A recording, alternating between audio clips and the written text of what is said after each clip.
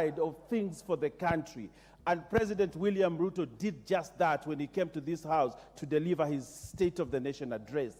That the many things that he has done cumulatively, there is hope for this country, a hope that his better or his bottom-up economic transformation agenda is going to transform this country, put it on the steady, and that this country is looking forward to better days than where we have come from. So I want to commend the president for this speech, a speech filled with hope, a speech filled with promise, but also a speech filled with important items and activities that he has undertaken in the first 1 year to ensure that the country, this ship has been put on the steady. Honorable Speaker, one of the most important things that I thought I picked in this speech, Honorable Speaker, is that better is not just about economic transformation, but it is also about, as he states it in his fourth paragraph, it's also about social justice.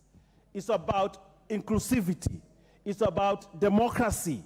It's also about protection of the marginalized. Honorable Speaker, very many people did not go into the depth of what better is about. It is about social justice. Very many people in this country have suffered, and very many people have suffered under state apparatus in this country.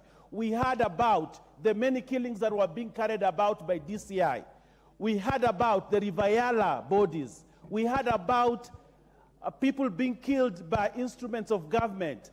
Better has brought that protection of the marginalized, protection of human rights, and protection of the state of Kenya and the people that live within it. So, Honorable Speaker, as we talk about transformation, we are not just transforming the country economically, but also to transform the social justice, to transform the fight against corruption in this country, and Honorable Speaker, to also to bring law and order. Honorable Speaker, very many people, I'm sure, were surprised when the president actually fired some of the officers in government. Some of them were taken to court very fast on allegation of corruption, something that we had not seen, to drag in investigation for many years in the past. But, Honorable Speaker, we have seen what better also means in the social justice sector. Honorable Speaker, if you go through the president's speech, you also see that he notes and he's aware that we are in extreme difficult conditions economically as a country. He knows that. He doesn't run away from that fact. He notes it, but he does not just note and step there, but he gives us a way in which we can get out of the doldrums that we find ourselves in this country. First, Honorable Speaker, he talks about the transformation in agriculture, the inputs he has made, the kind of infrastructure laid out in agriculture. Kenya is still an agrarian country.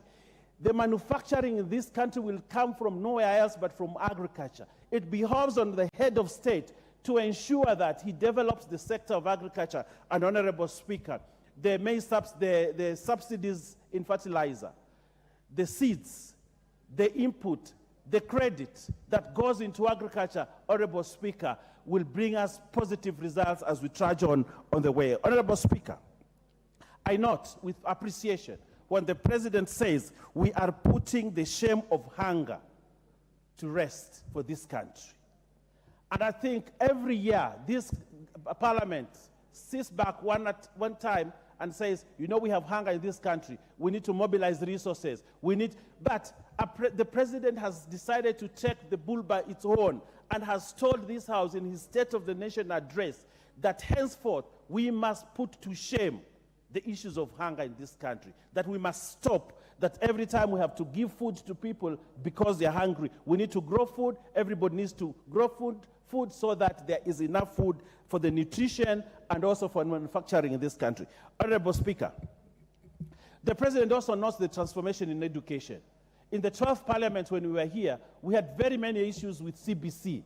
And everybody was apprehensive about how CBC was going to be, what junior secondary was going to be, what senior secondary was going to be. But the president has steadied the ship, and in his State of the Nation address, he talks about it with passion, with precision, that the education sector in this country is on the right foot and is going to steer it in the right foot. As I can see the light is on, Honorable Speaker.